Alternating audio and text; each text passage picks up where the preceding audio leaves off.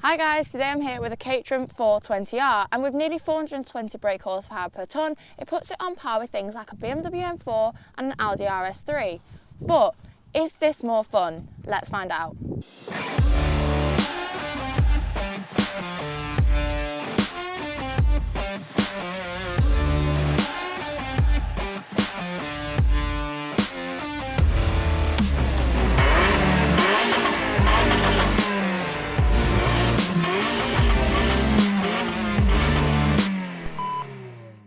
Although my time with the 420R got off to a lightning start, I just want to firstly mention how resilient this car is, even with a pond in the footwell.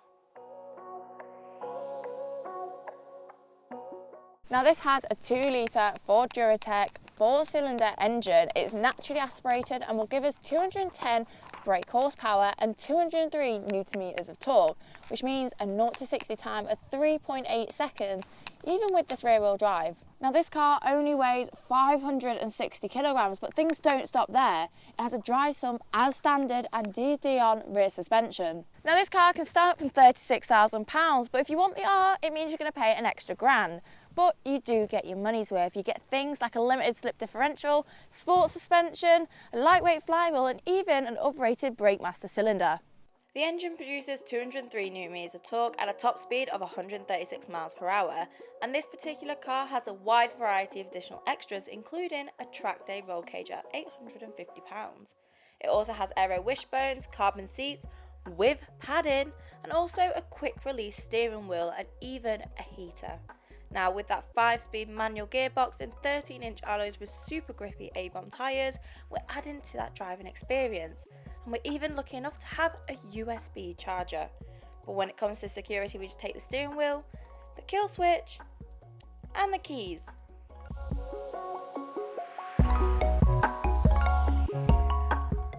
Now when it comes to interior, it screams racing cockpit with just basic switches and buttons, as well as dials for fuel and temperatures. And the weirdest part is your indicator and some super cute wipers. Behind the wheel we have our basic revs and speed, plus the shift light, and the best bit, the horn. Getting in is a little bit easier without a roof, but is never discreet. Make sure to mind your leg on the exhaust, but let's finally get to driving.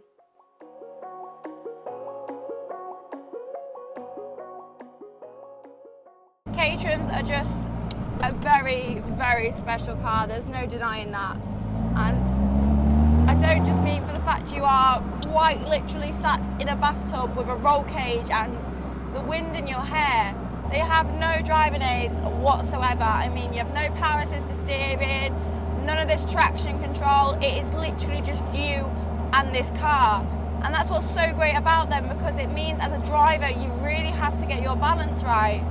For example, with the rain, we are on semi-slicks with only weighing just shy of 600 kilograms and over 200 horsepower. We were gliding along the motorway, and you know you have to be on it. You have to have two hands on the wheel at all times. You can't switch off. And although that may not make a great daily car, it makes a fantastic toy. But if you want to see how we got on living with a Caterham as our only car for a week, make sure to click the link above and see how we got on using the 170R for a daily challenge. And the 420R just takes it to that next level. The thrill is second to none. You're not terrified like you may be with the supercharger in the 620, but naturally aspirated gives an amazing delivery of power that's very predictable. Again, the small steering wheel, the no power assisted steering means that you feel everything instantly. There's no computers or systems sort of being that middleman. It's you feeling that first, which means you have more time to react and more time to create a smile. The flywheel in the 420 also makes for incredible rev matching. It's ever so snappy. And as you see with all Caterhams, the pedals are so close together. The throttle's only about this big, which means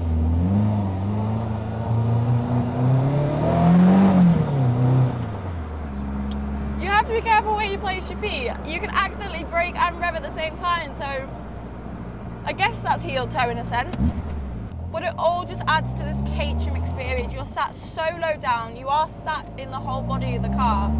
You can see your front wheels, you can see the suspension doing its thing. And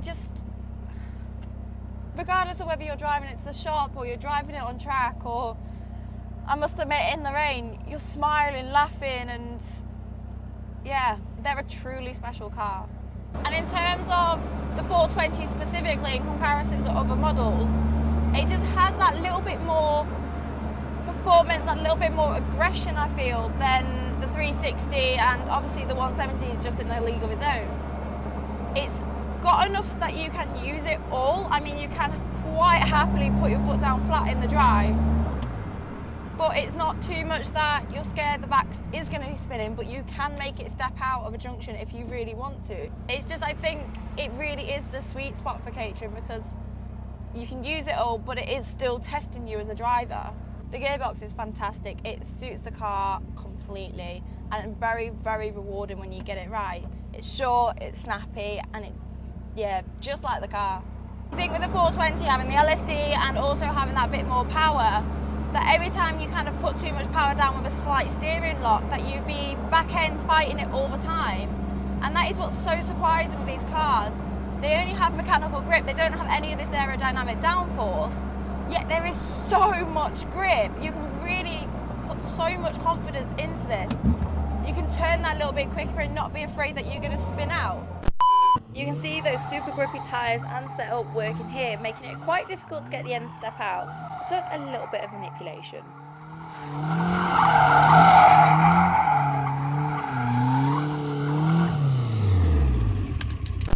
I believe the naturally aspirated, it doesn't catch you out because the power delivery is so consistent throughout the revs.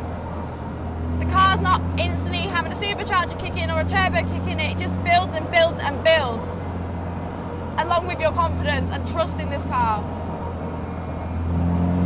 It's one of those you can fully trust it, which is weird because we've got silly little plastic things for doors and nothing above our heads. Yet, yeah, speechless as per always. It's why I love these things. And I think the 420R has become my new favourite. The setup that this 420 is on is fantastic. Caterham have really nailed it ready, because it's not set up to be spinning you off left, right and centre. It's set up to grip and to go fast. And I think that's a misconception a lot of people have with Caterham, is that they're very twitchy. And yeah, they can be. If it's wet, you're going to be slipping and sliding. But when they're set up correctly, they're set up to go around corners as fast as possible, not sideways. And likewise, if they're set up to go drifting, they're set up to go sideways very easy, as you see with some of the drift cars they do. And that's what's great about this, is you can have it one way or the other, and there's always one suited for everyone. I think the 420R is that nice one which, regardless of whichever setup, it's just perfect. It is just perfect, regardless of the leaking footwell and the blowing hair everywhere, and the fact that you might not want to daily one of these.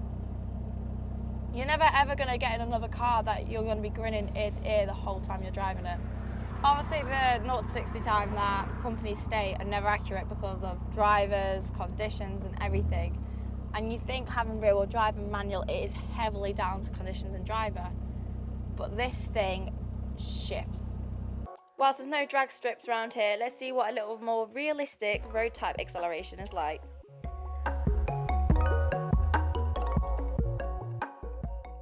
Now, let's give you a little example. We are going to cruise now at, let's say, 20 miles an hour right now, second gear. All I have to do now, 60. The fact that you have no roof and everything as well, it obviously adds to that whole feeling of speed.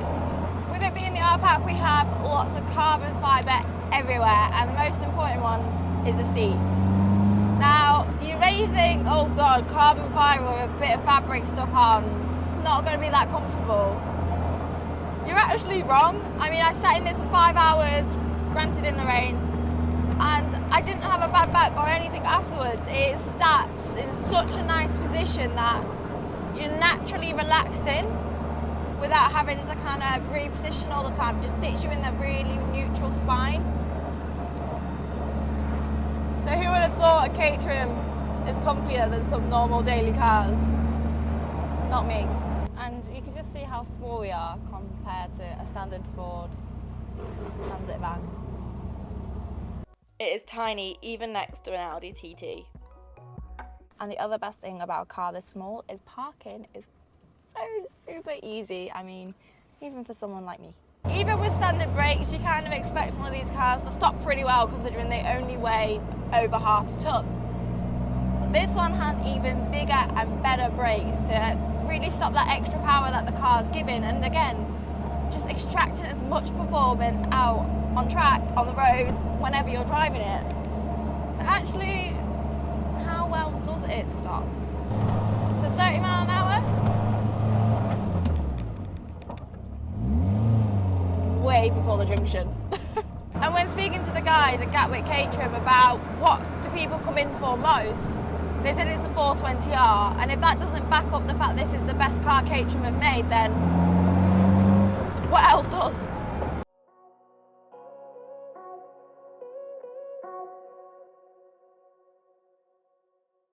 So to conclude my review of the Caterham 420R, there's not really much else to say than what I've already covered in the video, and I think the laughs and smiles just sort of sum it up nicely. This is a whole lot of fun for such a little car, and regardless of what you're doing, whether you're soaked in the rain or just enjoying those B-road drives, it's going to put a smile on your face. So you guys know the drill. To make my journey your journey, like, follow, subscribe, and I'll see you next time. Bye!